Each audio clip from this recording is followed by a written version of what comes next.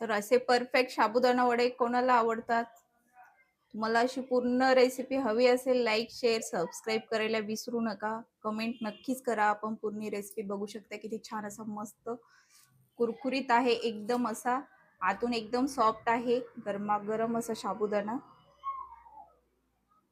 तर तुम्हाला पूर्ण रेसिपी हवी असेल तर कमेंट नक्की करा. चॅनलला लाईक, शेअर, सबस्क्राईब करायला विसरू नका. अशाच टेस्टी हेल्दी रेसिपी बघण्यासाठी आपल्या चॅनलला सबस्क्राईब करायला विसरू नका.